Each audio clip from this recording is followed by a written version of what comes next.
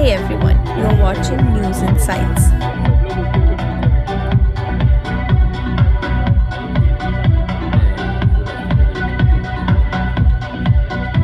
ಮಂತ್ರಿಗಳ ಶಿವರಾಜ್ ಚಂದ್ರ ಬಗ್ಗೆ ಅದೇನೋ 100 ಕೋಟಿ ನನಗೆ ಬ್ಯಾಲೆನ್ಸ್ ಇದೆ, ಅದಕ್ಕೆ ಕಮಿಷನ್ ಕೇಳಿದ್ದಾರೆ. ಆಧಾರ ರಹಿತವಾಗಿ ಅವರು ಸುಳ್ಳು ಆರೋಪ ಮಾಡ್ತಾರೆ. ಈ ಹಿಂದೆ ಯಾವುದೇ ಸರ್ಕಾರ ಇರ್ಬೋದು, ಸರ್ಕಾರ ವತಿಯಿಂದ 800 ಕೋಟಿ ಕೊಟ್ಟಿದ್ದಾರೆ ಅವರಿಗೆ, ಅದು ಹೇಳ್ತಾ ಇಲ್ಲ ಅವರು. ಆಮೇಲೆ 100 ಕೋಟಿ ಕೂಡ ಬೊಮ್ಮಾಯಿಯವರು 300 ಕೋಟಿ ಕೊಡಿ ಅಂಥೇಳಿ ಅವರು ಅವಧಿಯಲ್ಲಿ ಹೇಳಿದರು. ದಾಖಲಾತಿ ಪತ್ರಗಳು ಸರಿ ಇಲ್ಲದ ಕಾರಣ 2 ಕೋಟಿ ಕೊಡಿ ಅಂತ ಹೇಳಿದ್ದಾರೆ. ಅವರೇ ಆದೇಶವನ್ನು ಬದಲಿಸಿದ್ದಾರೆ ಬೊಮ್ಮಾಯಿಯವರು. 300 ಕೋಟಿ ಕೊಡೋ ಬದಲು 2 ಕೋಟಿ ಕೊಡಿ ಅಂತ. ಆ ಹಿಂದೆ ಏನು ಆದೇಶ ಆಗಿದೆ ಅದರ ಪ್ರಕಾರವಾಗಿ ಇವರು 2.5 ಕೋಟಿ ಕೊಟ್ಟಿದ್ದಾರೆ. ಈಗ 1.5 ಕೋಟಿ ಕೊಟ್ಟಿಲ್ಲ ಅಂತ ಕಮಿಷನ್ ಕೇಳಿದ್ದಾರೆ. 2 ಕೋಟಿ ಕೊಟ್ಟ ಮೇಲೆ ಕಮಿಷನ್ ಕೊಟ್ಟಿರ್ಬೇಕಾರೆ ಅವರು 1.5 ಕೋಟಿಗೆ ಮಾತ್ರ ಕಮಿಷನ್ ಕೇಳ್ತಾರೆ ಅಂತ ಹೇಳ್ತಾರಲ್ಲ ಅವರು. ಹಿಂದೆ 8 ಕೋಟಿ ತೊಗೊಂಡಿದ್ದಾರಲ್ಲ, ಅದು ಕಮಿಷನ್ ಕೊಟ್ಟಿದ್ದಾರೆ. 800 ಕೋಟಿ ಕೊಟ್ಟಿದ್ದಾರಲ್ಲ ಇವರು ಆಶ್ರಮಕ್ಕೆ, ಈ ಸ್ವಾಮಿಗಳಿಗೆ 800 ಕೋಟಿ ಕೊಟ್ಟಾಗ ಯಾರಿಗೂ ಕಮಿಷನ್ ಕೊಟ್ಟಿದ್ದಾರೆ? 10 ಎಕರೆ ಜಮೀನು ಕೊಟ್ಟಿದ್ದಾರೆ. ಈ ಸ್ವಾಮಿಗಳಾಗಿರ್ಬೇಕು, ರಾಜಕಾರಣ ಮಾಡಬಾರ್ದು.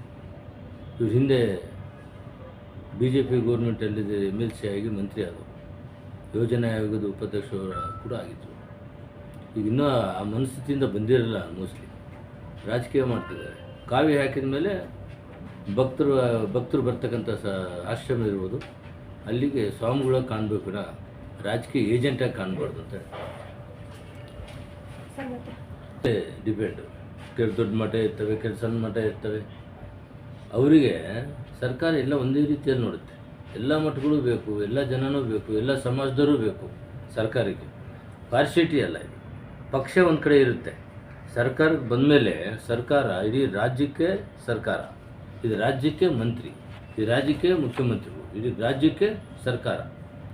ಓಟ್ ಹಾಕಿದವರು ಅದೇ, ಹಾಕ್ದಿದ್ದವರು ಅದೇ, ಆ ಜಾತಿ ಈ ಜಾತಿ ಇದೆಲ್ಲ ಒಳಗೊಂಡಂತೆ ಕರ್ನಾಟಕ ಸರ್ಕಾರ, ಇಡೀ ಕರ್ನಾಟಕಕ್ಕೆ ಸರ್ಕಾರ ಒಂದೇ.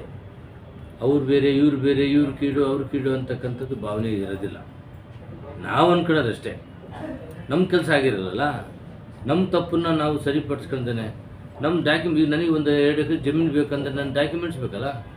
ಯಾವ ಕ್ಯಾಟಗರಿಯಲ್ಲಿ ಕೇಳ್ತೀವಿ, ಯಾವ ಇದರಲ್ಲಿ ಕೇಳ್ತೀವಿ, ಯಾವುದಕ್ಕೋಸ್ಕರ ಕೇಳ್ತೀವಿ. ಸುಮ್ಮನೆ ಎಲ್ಲ ಕೊಡೋಕ್ಕಾಗ್ತದೆ? ಅದು ಕಾನೂನು ಕಟ್ಲೆಯಲ್ಲೇ ಇರುತ್ತೆ, ದಾಖಲಾತಿ ಪತ್ರಗಳೂ ಇರ್ತವೆ.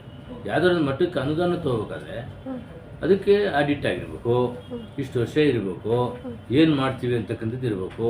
ಹಾಸ್ಟೆಲೂ, ದೇವಸ್ಥಾನನೂ, ಏನು ಸಮುದಾಯ ಭವನನೂ, ವಿದ್ಯಾರ್ಥಿಗಳಿಗೆ ಕೋಚಿಂಗ್ ಸೆಂಟ್ರು, ಏನಾದ್ರು ಒಂದು ಇರುತ್ತಲ್ಲ, ಅದಕ್ಕೆ ಸಂಬಂಧಪಟ್ಟಂಥ ದಾಖಲೆಗಳು ಕೊಟ್ಟಾಗ ಅದು ಪರಿಶೀಲಿಸಿ ಸರ್ಕಾರದ ದುಡ್ಡು ತೊಗೊಳೋದು ಭಾಳ ಕಷ್ಟ. ಎಲ್ಲ ಸರಿ ಇರಬೇಕು, ಯಾಕಂದರೆ ಅಧಿಕಾರಿಗಳು ಅಷ್ಟು ಜವಾಬ್ದಾರಿಯಾಗಿ ಎಚ್ಚರಿಕೆಯಿಂದ ಕೆಲಸ ಮಾಡ್ತಾರೆ. ಈಗ ಇದಕ್ಕೆ ಬೊಮ್ಮಾಯಿಯವರು ಬರೆದಿದ್ದಾರೆ, 300 ಕೋಟಿ ಕೊಡಿ ಅಂತ ಬರೆದಿದ್ದಾರೆ. ಇವರು ದಾಖಲೆ ಪತ್ರ ಕೊಟ್ಟಿಲ್ಲ. ದಾಖಲೆ ಪತ್ರ ಕೊಟ್ಟಿಲ್ಲ ಮೇಲೆ ಅವರು ಅಧಿಕಾರಿಗಳು ಹೇಳಿದ್ದಾರೆ. ಹೌದಾ, ಹಂಗಾರೆ ಒಂದು ಕೆಲಸ ಮಾಡಿ 2 ಕೋಟಿ ಕೊಡಿ ಅಂತ ಬರೀತಾರೆ. ಇದರಲ್ಲಿದೆ ಆದೇಶ ನೋಡಿ, ಇಲ್ಲಿ ಹೇಳ್ತೀನಿ.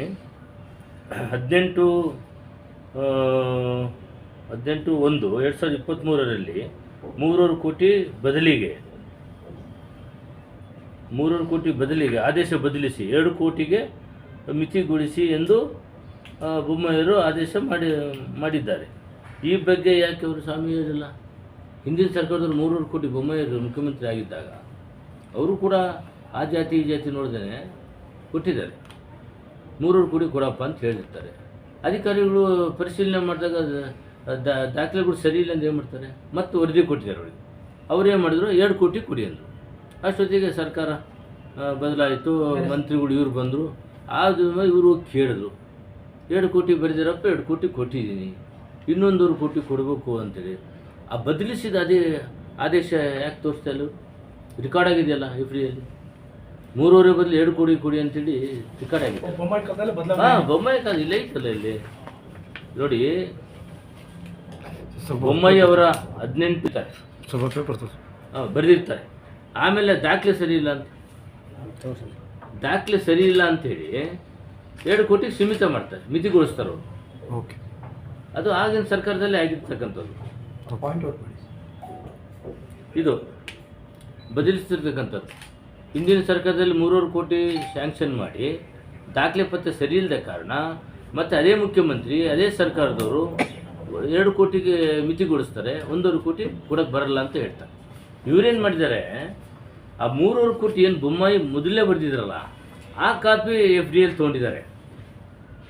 2ನೇ ಆದೇಶ ಮಾಡಿರ್ತಕ್ಕಂಥ ತೊಗೊಂಡಿಲ್ಲ. ಅದನ್ನು ತೊಗೊಂಡೋಗಿ ಹೈಕೋರ್ಟಲ್ಲಿ ಕೋರ್ಟಲ್ಲಿ ಹಾಕಿ 3.5 ಕೋಟಿ ಸ್ಯಾಂಕ್ಷನ್ ಆಗಿತ್ತು, ನನಗೆ 2 ಕೋಟಿ ಇದ್ದಾರೆ, ಇನ್ನೊಂದು ಕೋಟಿ ಇಲ್ಲ.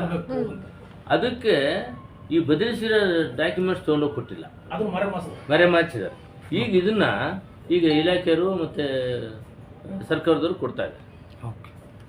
ಆಮೇಲೆ ಇನ್ನೊಂದು ಇದ್ದಾರೆ, ಅವ್ರು ಏಡಿಗೆ ಸಹಿಸ್ದೇನೆ ಈ ಥರದ್ರ ಕುತಂತ್ರಗಳೆಲ್ಲ ಮಾಡ್ತಾಯಿದ್ರೆ ಇದನ್ನು ಬಿಡಬೇಕು.